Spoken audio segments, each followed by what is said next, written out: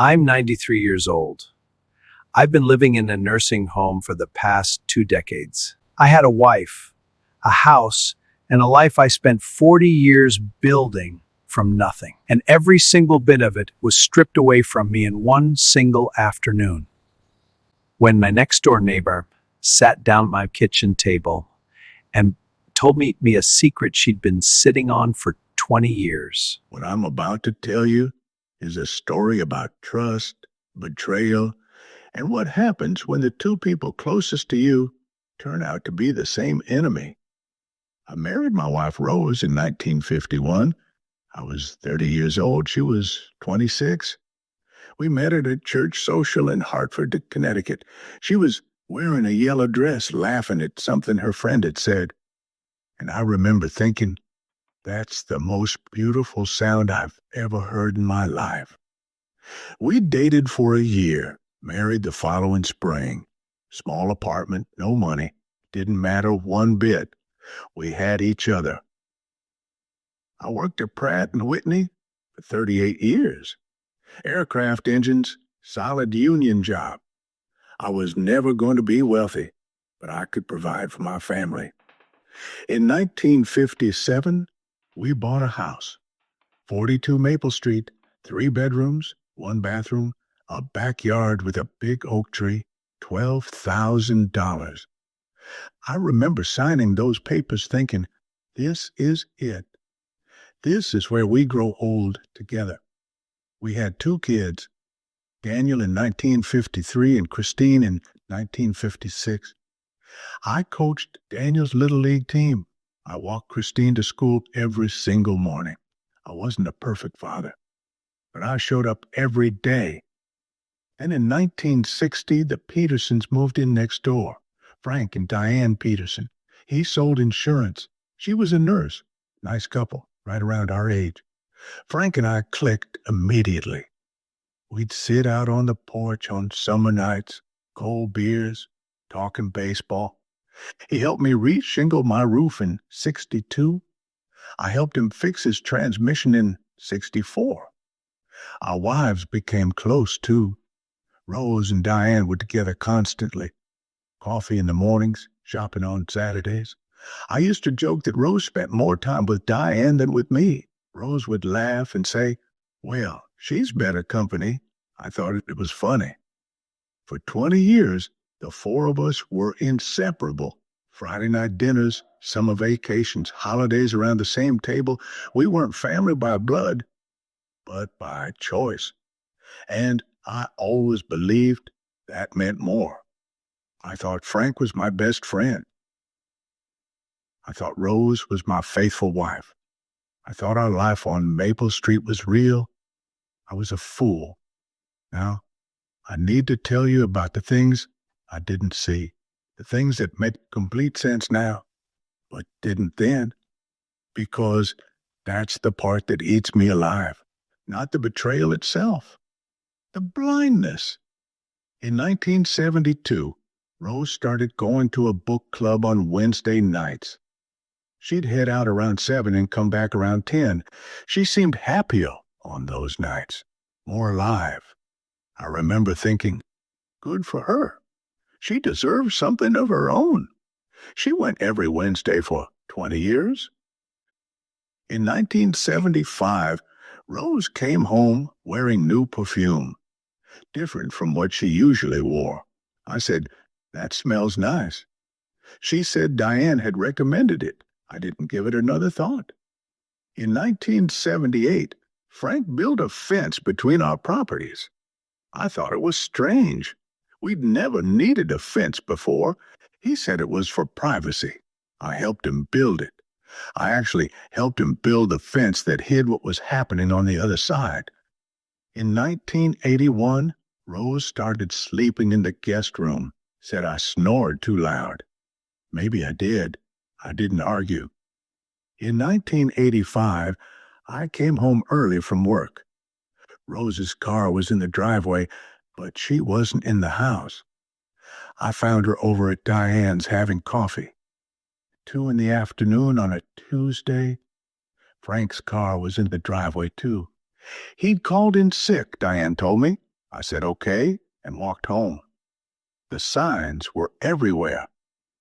But you don't suspect the person you love. You just don't. It was October 1994. I was 73 years old, just retired from Pratt & Whitney after 38 years. Gold watch, pension, the whole send-off. I was looking forward to finally slowing down. Diane Peterson came to my front door on a Thursday afternoon. Frank was at work. Rose was out running errands. Diane looked different, tired, angry. Something in her eyes I'd never seen in all those years.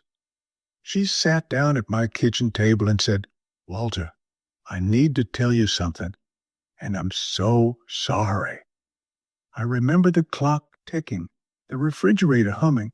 I remember every detail of that kitchen, because it was the last moment I sat in it as the person I thought I was. She said, "Frank and Rose have been having an affair for 20 years. I didn't move. I didn't speak. I just sat there. She had found letters hidden in Frank's desk. 20 years worth of letters. Love letters, plans, details I won't repeat, because some things should stay buried.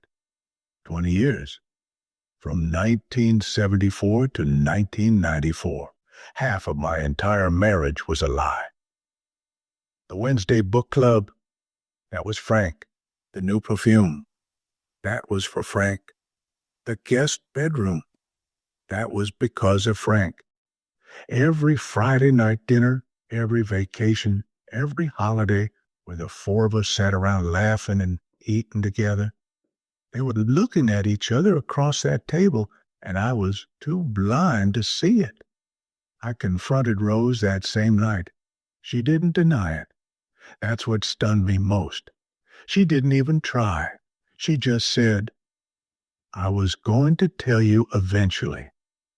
Eventually. 20 years. And she was going to tell me eventually. I asked her why. She said I was boring, predictable, that Frank made her feel alive. She said she loved us both. You can't love two people and betray one of them for 20 years. That's not love. I don't know what that is, but it's not love. What came next was worse than the affair itself, and I didn't think anything could be worse. I hired a small-town attorney I could barely afford. Rose hired Frank's brother-in-law, a divorce lawyer out of New Haven, expensive, aggressive. That's when I started learning things I wish I'd never found out. For years, Rose had been quietly siphoning money, small amounts, slowly, from our joint savings into an account I didn't even know existed. She and Frank hadn't just been having an affair. They'd been planning an exit. Bills put in my name. Credit cards I never signed up for. A second mortgage I never agreed to. When the lawyers sorted through everything, the house carried more debt than it was worth. Our savings were gone. My pension was the only thing they couldn't touch. My attorney said I could fight, sue for fraud, press criminal charges. But I was 73 years old. I was broken. I was humiliated. The entire neighborhood knew.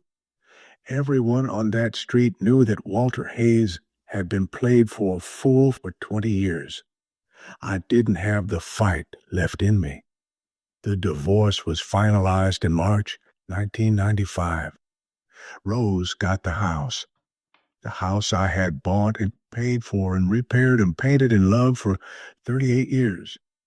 She got what was left of the savings, the car, everything. I got my pension and a suitcase. I stood on the sidewalk in front of 42 Maple Street and watched Rose close the front door. Frank was standing in his yard, watching. He waved at me. I tried to make it work with my kids. I really did. Daniel was out in California. He took me in for about 4 months, but his wife Karen made it clear I wasn't welcome. She'd leave brochures for assisted living facilities on the kitchen counter. She stopped cooking dinner for 3. Daniel was caught in the middle, and I could see it tearing his marriage apart. So I left. Told him I'd found a place. I wasn't going to destroy his family, too. Christine was down in Florida, a single mother raising 2 kids on a teacher's salary. No spare room, no spare money. She cried on the phone and said, "Dad, I'm so sorry. I wish I could do more." She couldn't, and I wasn't going to let her sink trying to save me. And the truth is, by then, my body had already started turning against me. Early stage Parkinson's. My hands shook. I'd fall sometimes. Living alone wasn't safe anymore. The doctors said I needed supervised care. At 73, my body decided I was done, like it agreed with everyone else. I found Greenfield Acres, a nursing home just outside Hartford, $1,200 a month. My pension covered it barely. Room 4, single bed, small window, a dresser with 3 drawers. Everything I owned fit in those 3 drawers. That was April 1995. Daniel visited when he could, once a month at first, then every few months, then once a year. He died in 2011, heart attack. He was 58 years old. My son died before me. There is nothing natural about outliving your child. Christine calls on the holidays sometimes. She's 68 now. She has her own health problems, her own life. I don't blame her. Rose died in 2008 in my house on Maple Street. In the bedroom, I had painted blue because she liked blue. Frank moved in with her after the divorce.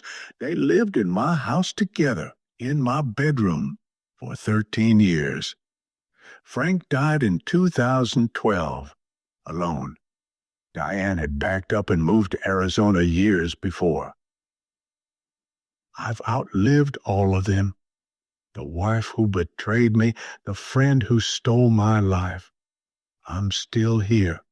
Room 4, breathing, existing.